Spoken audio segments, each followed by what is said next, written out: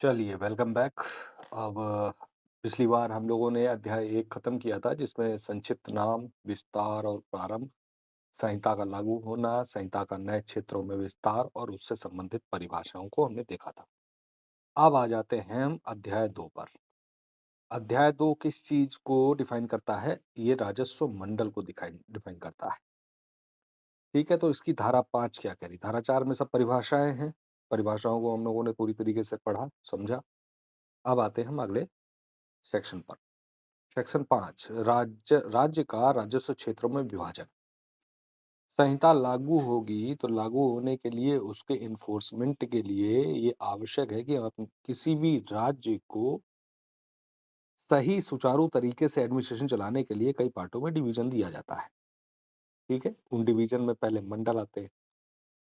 मंडल के बाद जो मंडल होते हैं वो जिलों से बनकर तैयार होते हैं। जिले तहसील से बनकर तैयार होते हैं। ठीक है, उस तहसील के अंदर कई क्षेत्र, परगना यानी और गांव का क्षेत्राधिकार होता है। उसी से पूरा एडमिनिस्ट्रेशन एक ग्राउंड लेवल से होते हुए ऊपर की तरफ आता है। ठीक यही बात इसमें भी समझाई गई है, कोई बहुत टिपिकल चीज नहीं है जिसको आप सब समझ ना पाए। तो राज्य का राजस्व क्षेत्र में विभाजन, इस संहिता के प्रायोजन के लिए राज्य को राजस्व क्षेत्रों में विभाजित किया जाएगा, जो मंडलों में विभक्त होंगे, जिसमें 2 या 2 से अधिक जिले हो सकते हैं। यानी एक मंडल के निर्माण के लिए मिनिमम 2 जिलों को आवश्यकता होती है, क्योंकि मंडल जिलों से मिलकर ही बनते हैं। प्रत्येक जिले में 2 या 2 से अधिक तहसीलें हो सकती हैं। तो यानी जिला जो बनेगा, जैसा कि अभी बताया है कि जिला जो बनता है वो तहसील से मिलकर बनेगा, और प्रत्येक तहसील में 1 या अधिक परगने हो सकते हैं। परगना, एक बात ध्यान रखना, परगना कई गाँव का ग्रुप से बनता है। ठीक है? जब कई गाँव मिलकर बनते हैं तो एक परगना का तैयारी की जाती है, एक क्षेत्र बाँट दिया जाता है, एक लेखपाल का हलका जिसे बोलते हैं, हलका सबसे छोटी यूनिट होगी परगना के हिसाब से, एडमिनिस्ट्रेशन के हिसाब से। तो ये परगनों में डिवीज़न कर दिया जाता है और प्रत्येक परगनों में 2 या 2 से अधिक गाँव हो सकेंगे। ठीक है? तो ये जुरिडिक्शन बाँटने का एक अपना तरीका है सरकार का, जिससे वो सुचारू रूप से एडमिनिस्ट्रेशन चला सके। इसके बाद धारा 6 क्या कहती है? राजस्व क्षेत्रों का गठन किस तरीके से होगा? राज्य सरकार अधिसूचना द्वारा निम्नलिखित को विनिर्दिष्ट कर सकती है। नंबर 1, उन जिलों को जिनसे मिलकर कोई मंडल बनता है। ठीक है? तो जिला हुए, जिलों से मंडल बना। उसके बाद उन तहसीलों को जिनसे मिलकर जिला बनता हो। उसके बाद उन गाँवों को जिनसे मिलकर तहसील बनती हो। इस तरीके से आप पढ़ना है आपको कि गाँव, गाँव से बना तहसील, तहसील से बना जिला, जिले से बना मंडल। ठीक है? इसको ऐसे आप ध्यान रख सकते हो। उसके बाद सबसेक्शन 2 कहता है कि राज्य सरकार अधिसूचना द्वारा उपसंख्या 1 में, उपधारा 1 में विनिर्दिष्ट किसी क्षेत्र की सीमाओं को समामेलित, पुनर्समायोजन, विभाजित करके या किसी अन्य रीति से, चाहे जो भी हो, परिवर्तित कर सकती है, या किसी ऐसे राजस्व क्षेत्र को समाप्त कर सकती है और किसी ऐसे राजस्व क्षेत्र का नामकरण कर सकती है और उसके नाम में परिवर्तन कर सकती है।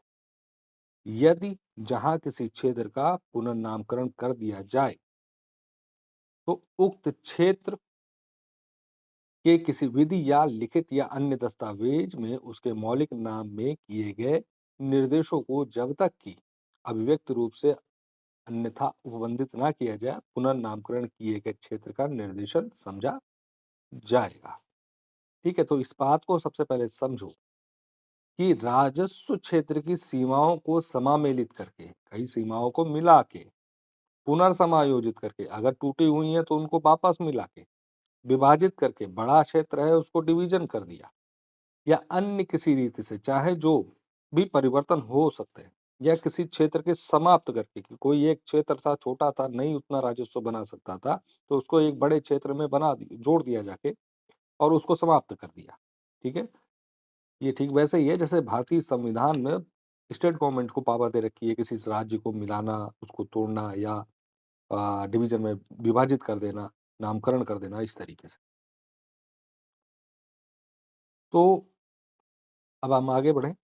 परंतु किसी राज्य क्षेत्र की सीमाओं में परिवर्तन करने के किसी प्रस्ताव पर इस उपधारा के अधीन कोई आदेश पारित करने के पूर्व राज्य सरकार आपत्तियां आमंत्रित करने के लिए ऐसे प्रस्तावों को विस्तृत रूप से प्रकाशित करेंगी और ऐसे प्रस्तावों के संबंध में की गई आपत्तियों पर विचार करेंगी। मान लीजिए किसी की सीमाओं में परिवर्तन कर रहे हैं राज्य सरकार, स्टेट करता है, ठीक है? तो राज्य सरकार क्या करेगी? जितने भी जो हमारे पब्लिक रिप्रेजेंटेटर होते हैं, एमपी हो गए, एमएलए हो गए, ठीक है? और इन सब लोगों से इन सब चीज़ों को सब बताया जाएगा भाई राज्य विधानमंडल में कि ऐसा-ऐसा कार्य होने जा रहा है, तो उस क्षेत्र के जो लोकल नेता होंगे, एमपी, एमएलए होंगे, वो उस पे आपत्तियाँ भी देंगे कि भाई ऐसे क्षेत्र में ऐसा-ऐसा ना करें या ऐसे क्षेत्र को कर दें तो बहुत अच्छा है। दोनों ही राय हो सकती हैं। वो अपनी जनता से पूछेंगे कि भाई ये जो हो रहा है आपके हिसाब से ठीक है? अब जनता में क्या है? जनता में हम जानते हैं गाँव में क्या होते हैं, प्रधान होते हैं। गाँव में ग्राम सभा के सदस्य होते हैं, मुख्य-मुख्य लोग होते हैं। उन सब लोग जिनकी जानकारी है उनसे राय-मशवरा किया जाता है कि भाई ऐसा हो रहा है। उन गाँव के लोगों की क्या अपनी राय है। तो वो सारी चीज़ें करता है और उनसे संबंधित आपत्तियों को भी दिखाया जाता है। उसके बाद कहते हैं कि कलेक्टर विहित रूप से प्रकाशित किसी आदेश द्वारा तहसील के गाँवों को लेखपाल हलकों में मतलब लेखपाल के जुरिडिक्शन कई गाँव से मिलकर जैसे सपोज़ दैट कोई 2-4 गाँव हैं ऐसे जो छोटे-छोटे बने हुए हैं, एबीसीडी करके। तो उस हो सकता है चारों गाँव का एक ही लेखपाल हो, ठीक है? तो ये ही होता है हलका।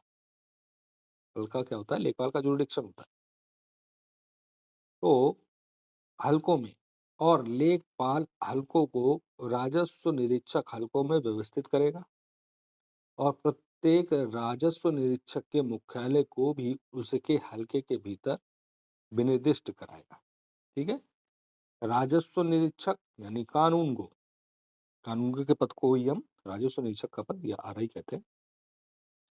इसके बाद इस संहिता के प्रारंभ होने के समय यथा विद्यमान मंडल, जिले, तहसील, परगना, राजस्व निरीक्षक हल्के, लेखपाल हल्के और गांव जब तक कि पूर्ववर्ती उपखंडों में उनमें कोई परिवर्तन न किया जाए, इस धारा के अधीन विनिर्दिष्ट राजस्व क्षेत्र समझे जाएंगे। यानी उनमें अगर किसी प्रकार का कोई परिवर्तन नहीं किया गया है तो ये राजस्व क्षेत्र जैसे पहले थे वैसे ही बने रहेंगे।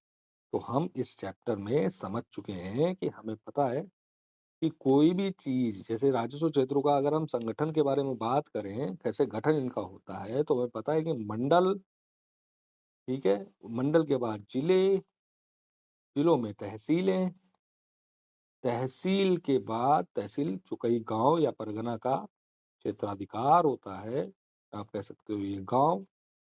इस गाँव से भी पहले अगर हम समझें तो ये हल्का, हल्का जो कि राजस्व क्षेत्र का छोटा भाग प्रशासन के लिए।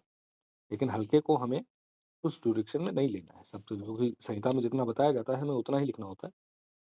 तो समझने के लिए हम हल्कों को समझ सकते हैं। मंडल, मंडल के बाद जिले, जिले के बाद तहसील, तहसील जो कि गाँव से मिलकर बनी हुई है।